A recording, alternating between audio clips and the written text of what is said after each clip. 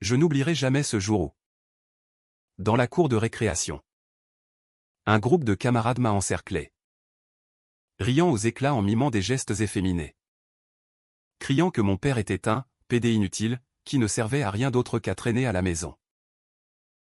À cet instant, une rage sourde m'a envahi. Non pas seulement contre eux, mais contre lui. Simon, mon père, dont l'amour pour un autre homme avait transformé ma vie en un enfer quotidien de moquerie et de rejet. Pourtant, derrière cette façade de chômage et de discrétion, se cachait un secret qui allait tout bouleverser, nous forçant à affronter des trahisons intimes et des vérités déchirantes dans un monde qui ne tolérait pas facilement les cœurs comme le sien. Je m'appelle Julien. Et j'ai 16 ans. Vivre à Paris, dans un petit appartement du Marais, aurait pu être un rêve pour beaucoup d'adolescents. Avec ses rues pavées, ses cafés animés et cette atmosphère de liberté artistique. Mais pour moi, c'était un piège. Chaque matin, en me rendant au lycée, je sentais le poids des regards. Simon, mon père, était gay. Il l'avait toujours été. Du moins depuis que ma mère biologique avait disparu de nos vies peu après ma naissance, nous laissant seuls. Puis Paul était arrivé, comme un vent frais dans notre existence chaotique.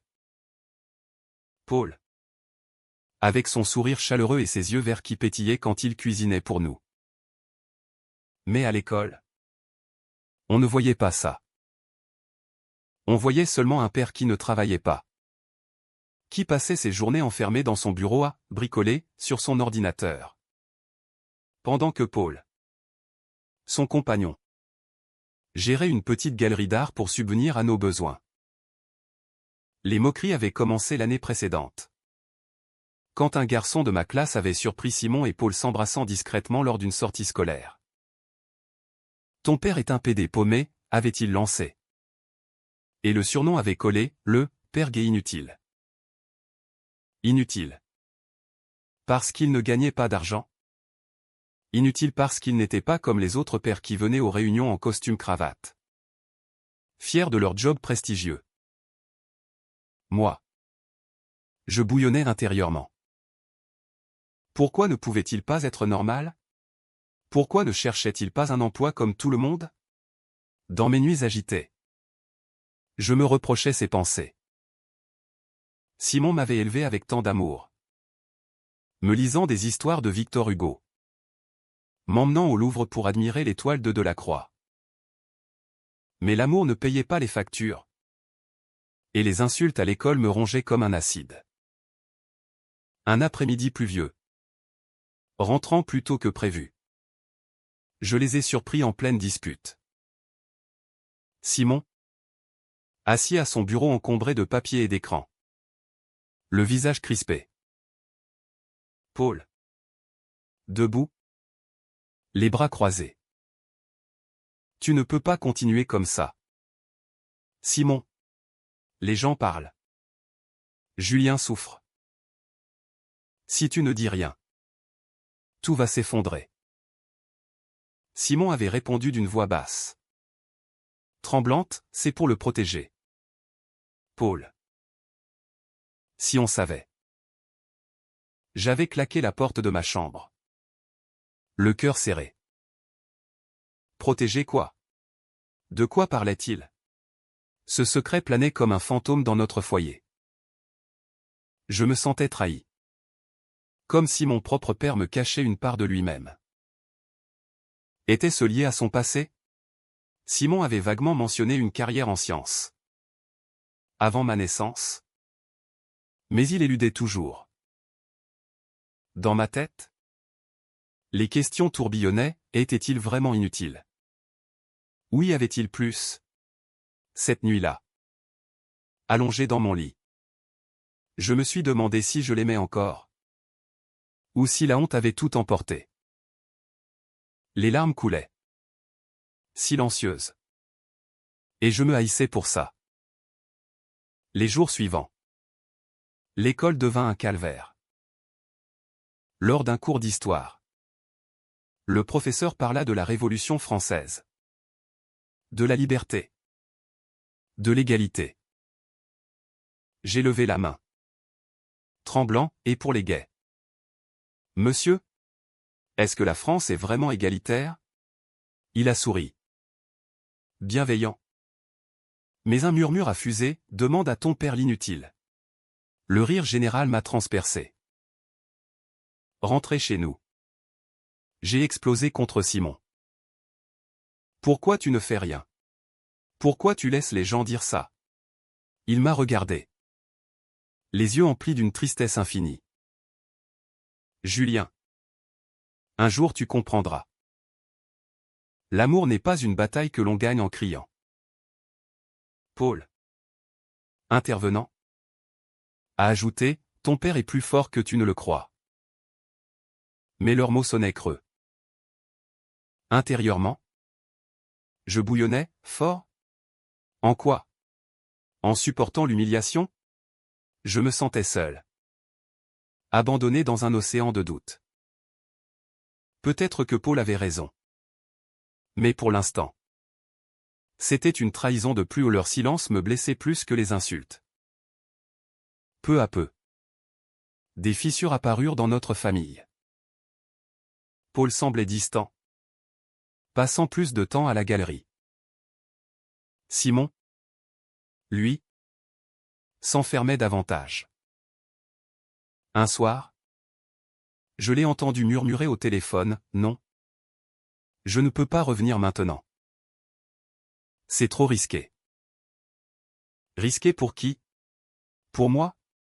Cette curiosité me dévorait. J'ai fouillé son bureau.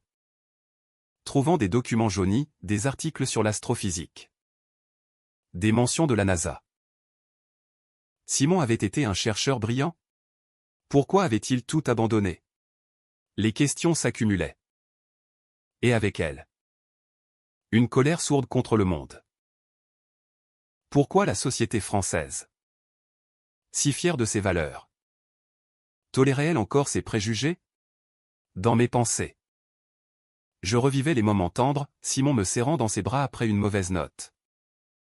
Paul nous préparant des crêpes le dimanche. Mais la réalité était cruelle. Je me sentais piégé entre l'amour filial et la honte sociale. Combien de temps cela durerait-il? Les semaines passèrent. Et la tension monta d'un cran. À l'école, les moqueries s'intensifièrent. Un jour, lors d'une pause, un groupe m'a poussé contre un mur. Ton père gay. Il fait quoi toute la journée? Il se maquille? J'ai serré les poings. Mais les mots ne venaient pas. Intérieurement, un tourbillon, pourquoi défendais-je Simon? N'était-il pas responsable de tout ça? Rentrez. Je l'ai confronté à nouveau. Papa. Dis-moi la vérité. Pourquoi tu ne travailles pas? Il a soupiré, passant une main dans ses cheveux grisonnants. Julien. C'est compliqué. J'ai dû choisir entre ma carrière et toi. Choisir? Quelle carrière? Paul. Entrant dans la pièce, a posé une main sur son épaule. Simon.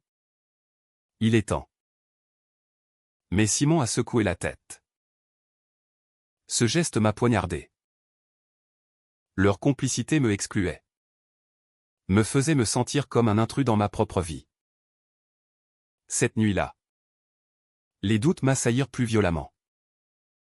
Allongé, je repensais à mon enfance, Simon m'apprenant à lire. Paul m'aidant avec mes devoirs de maths. Ils formaient un couple solide. Mais la société les rongeait. Était-ce pour ça que Simon se cachait? Une peur viscérale m'envahit, et si leur amour était condamné? Et si je perdais tout? Le lendemain, Paul m'a pris à part. Ton père t'aime plus que tout. Julien. Il a sacrifié sa vie pour toi. Sacrifier? Les mots résonnaient comme une accusation. J'ai explosé, sacrifier quoi? Être normal? Paul a pâli.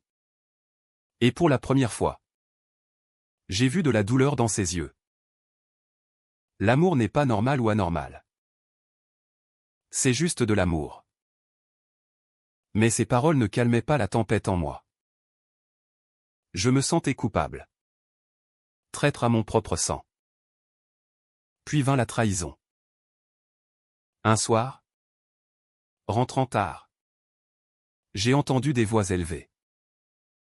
Paul criait, « Je ne peux plus. Simon. Cette vie de secret me tue. Je pars. » Mon cœur s'est arrêté. Paul. Partir? Simon suppliait, « Attends. » Pour Julien. Mais Paul a claqué la porte. Assommé. Je suis entré. Simon, effondré sur le canapé, pleurait. Pourquoi, ai-je murmuré. Il m'a regardé. Brisé, parce que je ne peux pas lui donner ce qu'il mérite. Pas avec ce secret. Quel secret? La rage m'a submergé. Paul nous abandonnait. Et c'était la faute de Simon. Intérieurement, un cri, comment pouvait-il laisser ça arriver? Notre famille se disloquait. Et je me sentais responsable. Si j'avais été plus fort à l'école. Peut-être. Les jours suivants furent un enfer. Simon errait comme un fantôme. Et moi, je l'évitais. À l'école, les rumeurs enflèrent, le PD inutile a perdu son mec. Les rires me transperçaient. Dans ma tête, un dialogue incessant, pourquoi ne luttions-nous pas? Pourquoi Simon acceptait-il ça? Une nuit, je l'ai surpris en train de détruire des documents. Qu'est-ce que tu fais? Il a sursauté. Rien qui te concerne. Mais j'ai vu des schémas complexes. Des équations. Tu étais scientifique, ai-je insisté. Il a hoché la tête. Vaincu.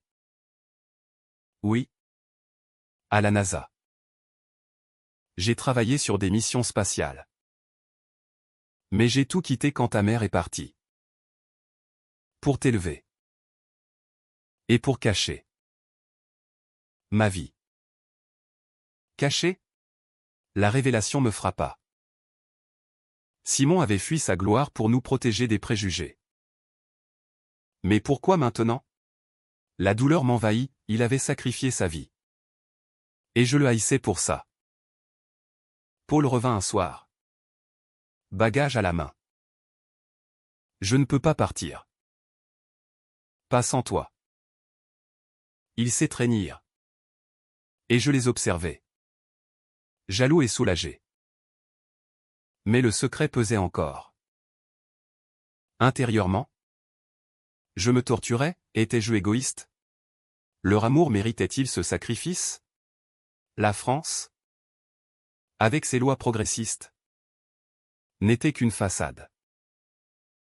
Les cœurs saignaient en silence. Je me sentais déchiré. Entre admiration et ressentiment. Combien de temps avant que tout explose? La trahison de Paul n'était qu'un début. Quelques jours après son retour, je découvris des messages sur son téléphone. Oubliés sur la table. Des échanges avec un ancien ami, Simon me retient avec ses secrets. J'étouffe. Mon monde s'écroula. Paul. Notre pilier. Doutait? Je l'ai confronté. Larmes aux yeux. Tu nous trahis? Il a blêmi. Julien.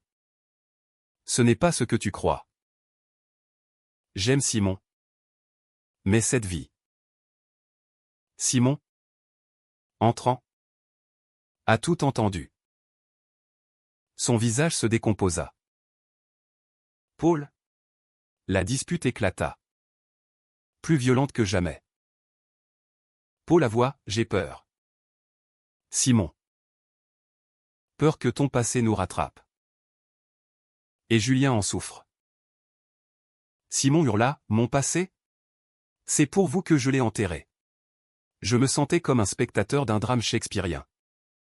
Le cœur en miettes. Intérieurement. Un hurlement, pourquoi tout ça? Leur amour. Si beau. Se transformait en poison. Cette nuit. Seul dans ma chambre. Les pensées m'assaillirent comme des lames. Simon avait tout abandonné pour moi, une carrière à la NASA. Des honneurs. Et Paul. Fidèle mais usé. Craquait sous la pression. Étais-je la cause? Ma honte à l'école. Mes reproches. Je me haïssais. Le lendemain. Simon m'emmena marcher le long de la Seine. Julien. Je dois te dire tout. J'étais astrophysicien. Chef d'un projet secret sur les voyages spatiaux.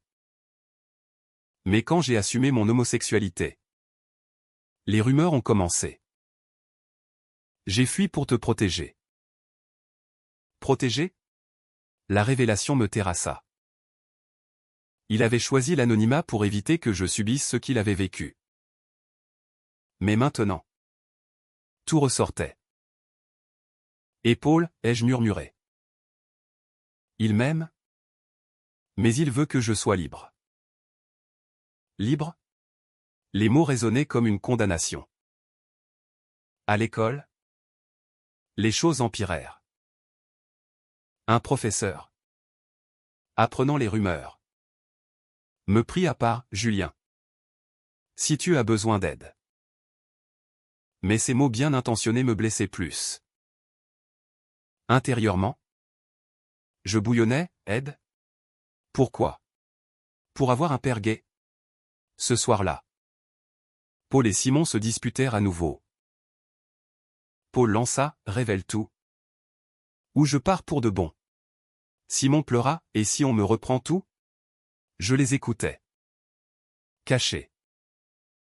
Leur douleur était la mienne.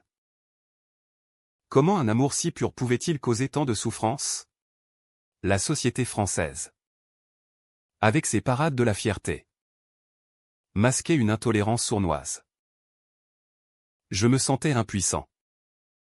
Dévoré par la culpabilité. Puis vint l'ultimatum. Paul posa ses valises. Je t'aime, Simon. Mais je ne peux plus vivre dans l'ombre. Simon. Brisé. Acquiesça. Va. Je hurlai, non. Mais Paul partit. Nous laissant dans un silence assourdissant. Simon s'effondra. C'est ma faute. Intérieurement. Un chaos, trahison. Abandon. Comment réparer ça? Les nuits suivantes. Je veillais sur Simon, qui ne mangeait plus. Ses yeux, autrefois vifs, étaient éteints. Je repensais à leurs moments tendres, des dîners aux chandelles. Des rires partagés. Leur amour était réel. Mais fragile. Et moi, j'avais contribué à le briser avec mes silences. Une lettre arriva. Anonyme, Simon. Ton secret est en danger. Panique. Simon pâlit. Ils savent. Qui? Sont passés à la NASA? La peur m'envahit. Intérieurement. Un cri, pourquoi maintenant? Notre famille. Déjà fracassée. Allait-elle survivre? Je me sentais au bord du précipice. Les émotions me submergeant comme une vague. Le départ de Paul laissa un vide abyssal. Simon errait. Fantôme de lui-même. Je le surprenais à fixer des photos d'eux deux. Des larmes silencieuses coulant. Pourquoi l'as-tu laissé partir, ai-je demandé un soir. Il murmura, parce que l'amour vrai libère. Julien. Pas emprisonne. Ces mots me transpercèrent. Intérieurement, un tourbillon, était-ce de l'amour? Ou de la lâcheté? À l'école? Les moqueries redoublèrent, ton père gai est seul maintenant. Bien fait pour l'inutile. Je craquai. Frappant un garçon. Suspension. Rentrée. Simon me serra, ne deviens pas comme eux. Mais la rage bouillonnait, eux. Ou toi. Qui cache tout? Puis. Le coup de téléphone. La NASA. Une voix américaine, Dr Simon Leclerc. Nous avons besoin de vous. Votre projet ancien est vital pour une mission urgente. Simon blêmit. Comment m'avez-vous trouvé? Nous savons tout. Revenez. Il raccrocha. Tremblant. Julien. C'est fini. Fini? La révélation éclata, Simon n'était pas inutile. Il était un génie. Inventeur d'un algorithme révolutionnaire pour les voyages interstellaires. Il avait quitté la NASA pour me protéger des médias. Des préjugés sur son orientation. Mais maintenant, il le rappelait. Intérieurement, un séisme, trahison. Non. Sacrifice. J'avais jugé si mal. Paul revint. Alerté par un ami commun. Simon? Qu'est-ce qui se passe?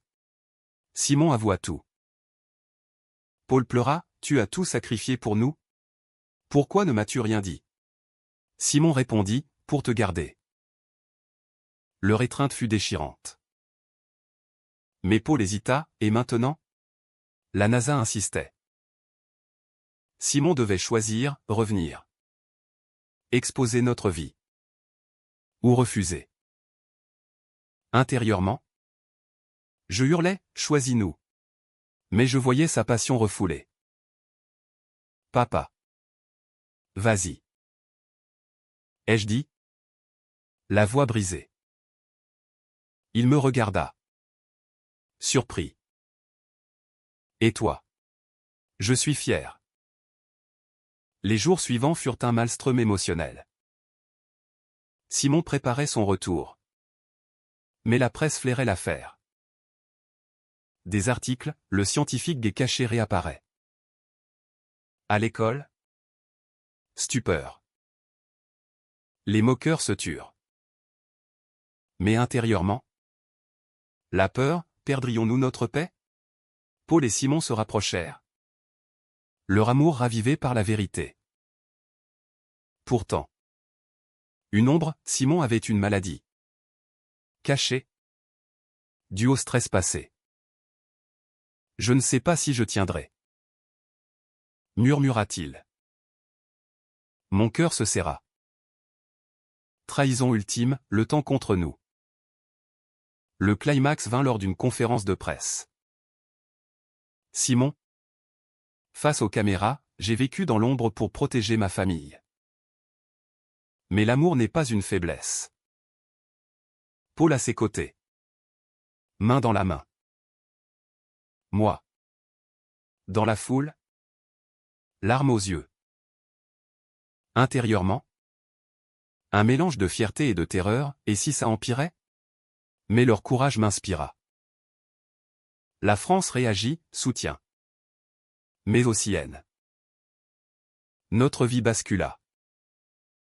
Le retour de Simon à la NASA fut triomphal. Mais amer. À Paris. Les médias nous assaillaient. Le héros gai sorti de l'ombre, titrait-il. À l'école? J'étais maintenant, le fils du génie. Mais les excuses hypocrites ne guérissaient pas les blessures. Intérieurement? Un vide, avions-nous gagné? Ou perdu notre intimité? Simon, de retour d'un voyage aux États-Unis, semblait rajeuni, mais fatigué. Sa maladie, un cancer naissant, progressait. Je l'ai ignoré trop longtemps, avoua-t-il. Paul pleura, pourquoi ne m'as-tu rien dit? Simon répondit, pour ne pas te burden. Leur amour, testé par le feu, brillait plus fort. Un soir, assis sur les berges de la Seine, Simon me confia, Julien. J'ai choisi l'amour sur la gloire. Mais maintenant, je vois que les deux peuvent coexister. Je hochai la tête, les larmes coulant. Intérieurement, un pardon à moi-même. Pour ma honte passée. Paul rejoignit. Et nous formâmes un cercle. Nous sommes une famille, dit-il. Mais la maladie planait. Simon refusa la chimio agressive, je veux vivre pleinement. Décision déchirante. Je hurlai intérieurement, non. Mais je respectais. Les mois passèrent. Simon affaiblit mais inspirant. Il parla publiquement de tolérance. Touchant des cœurs. À l'école, je défendis fièrement, mon père est gay. Et un héros. Les moqueries cessèrent. Paul veillait sur lui. Leur lien indéfectible. Un jour, Simon murmura, merci, Julien, d'avoir cru en moi. Je pleurais, c'est toi qui m'as appris l'amour. À la fin, Simon s'éteignit paisiblement. Entouré de nous. Pas de BKCH grandiloquent. Mais une leçon humaine, l'amour triomphe des préjugés. Paul et moi. Unis dans le deuil. Continuâmes. Intérieurement. Une paix, il n'était pas inutile. Il était immortel. La NASA honora son legs. Et la France évolua un peu.